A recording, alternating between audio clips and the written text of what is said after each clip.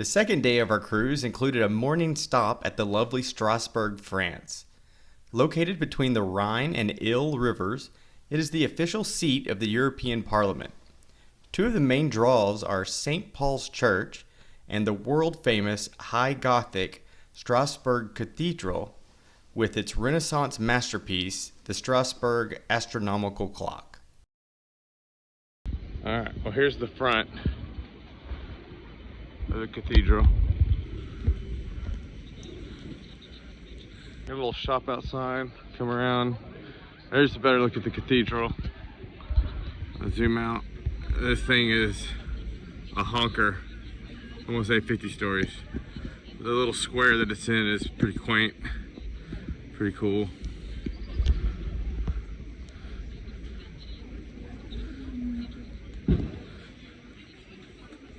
Strasbourg, France. It only goes up to like, I don't know, 50 stories. We're on the other side of the cathedral. Went inside and looked. This is the little plaza outside of the church. It's pretty rad. Fortunately, we're getting some sun finally. Here's the clock tower from outside with the sundial.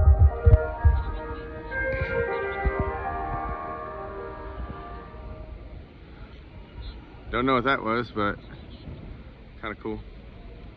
I think the sun's gonna come out, hopefully. I gotta go catch up with the group. I had to run off to get the sundial. The demons are taking the water away from the cathedral.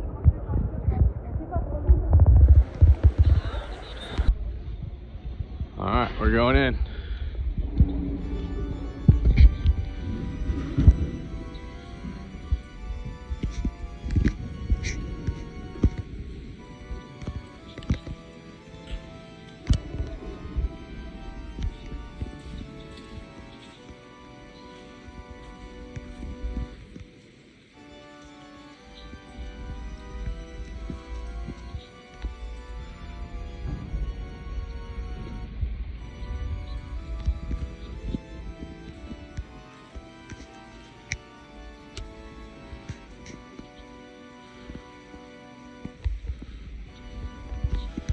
I think this view might make you believe in Christ, huh?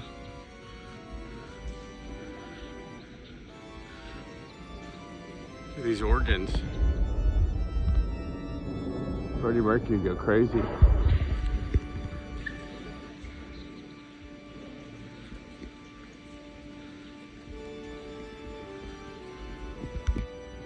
This is the altar.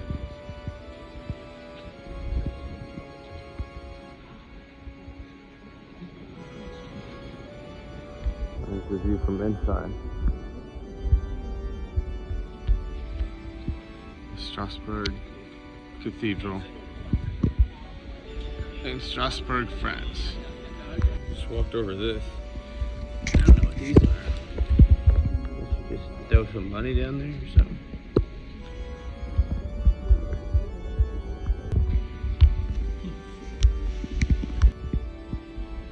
These are the mechanics for the chapel clock. The chapel clock is giant. And this thing shows what phase of the moon it is on. It shows you your astrology signs. Apparently it's 30 minutes behind local time. I might have undersold the chapel clock in the video. It is in fact a Renaissance masterpiece of art and mechanical engineering. The Strasbourg Astronomical Clock has the 7 planets that were visible to the naked eye at the time that it was built, personified by the 7 planetary gods displayed on chariots that rotate based on the day. They are Apollo, representing the sun, for Sunday, Diana, representing the moon, for Monday, Mars for Tuesday, Mercury for Wednesday, Jupiter for Thursday, Venus for Friday, and Saturn for Saturday. The celestial globe shows Earth and over 1,000 stars and 48 constellations as they appear in the night sky. The lower dial shows Earth surrounded by a zodiac calendar. The upper sphere tracks the lunar phases, and above that are 2 rotating series of automata. The first represents the human passage of time, a child, an adult, an elder, and then the figure of death shows the cycle of life that we must all pass through. The second shows all 12 of the apostles passing below Christ, who sits atop the clock. At 12:30 p.m. every day, except Sunday, the blessing ritual of the clock takes place.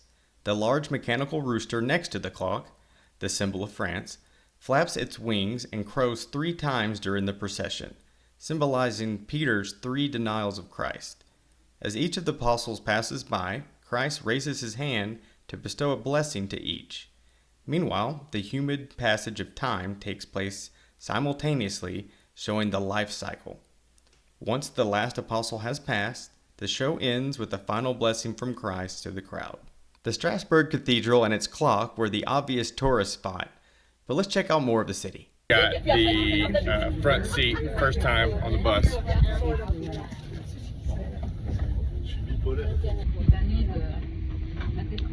I could just record this, put it on loop.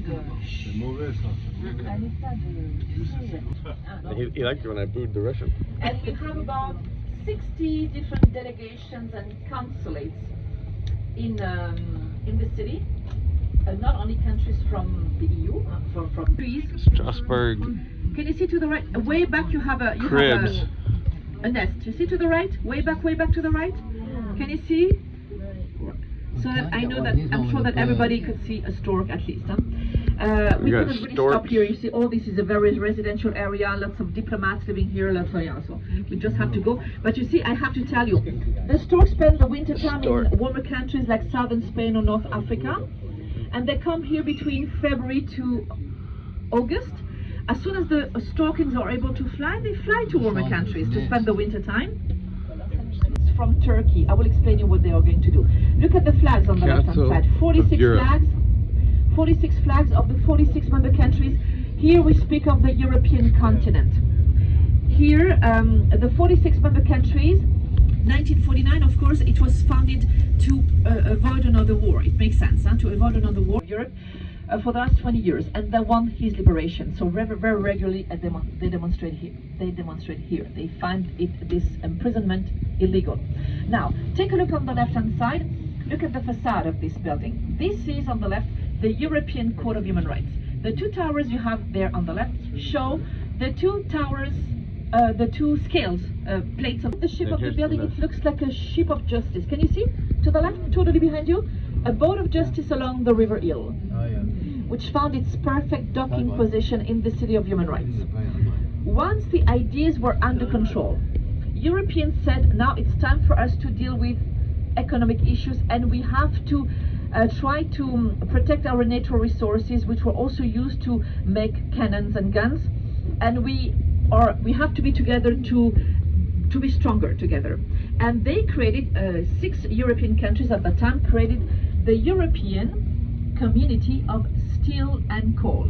We saw these art pieces in the European Quarter on our way to the Neustadt District. These are the Neo-Renaissance style University Palace and the Neo-Gothic main post office. Here is the Palace of the Rhine in the Neustadt District. We made our way down the Place Broglie to the Grande Ill and finally the Petite France. All of the following pictures and videos were from this walking path. Two-faced.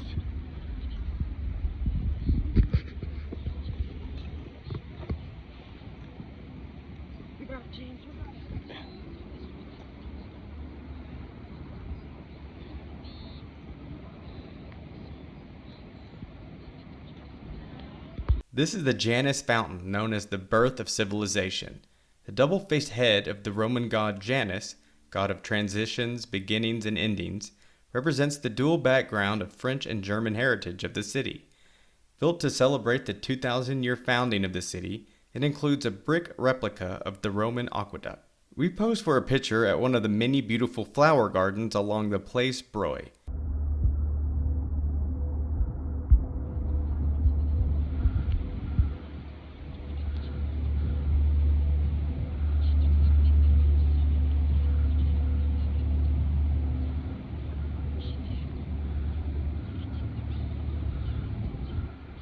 Here you see the town hall with the French national motto, Liberty, Equality, Fraternity, as well as the Strasbourg Dome with the Haussmann-style facade. This is a cool little street. These signs are not like Colomar, but still kind of cool.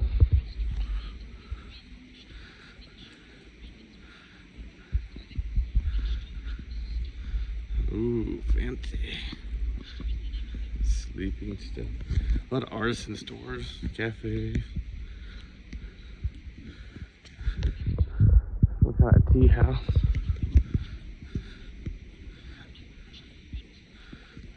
This is a pastry shop featuring the Alsatian specialty Kugelhof.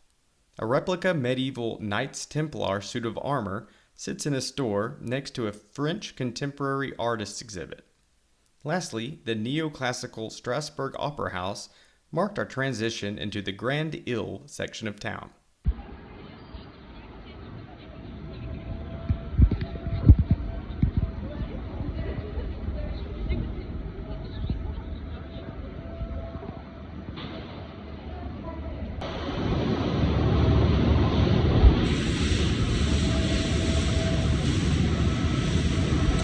There's like a smaller church. The confectionery. Aha! Oh, samples. Built in 1427 was the late Gothic-style Kammerzell House. These neoclassical landmarks were spread along the Quai St. Nicholas Historic Center. Alright, we're about to head to Petite France in Strasbourg.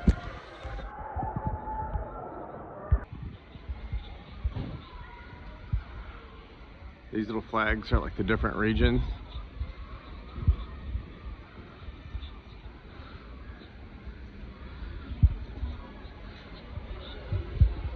Let's see what's up here.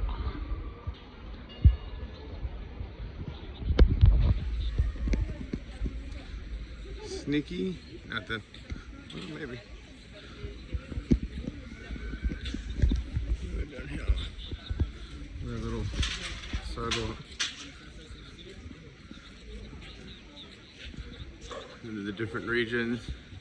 Oh wait, no, these are different professions.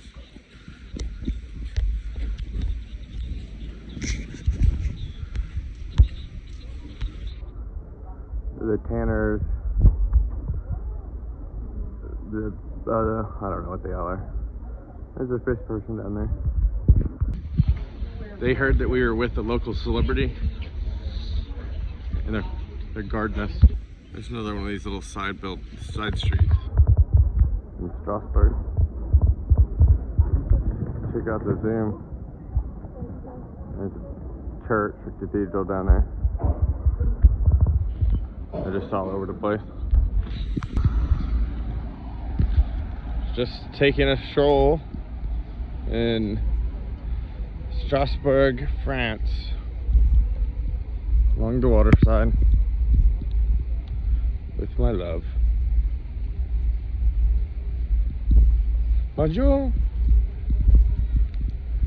Au revoir. Because Strasbourg lies between the rivers Ill and the Rhine, there are fantastic bridges all across town. I'll conclude this video with a collection of these peaceful images.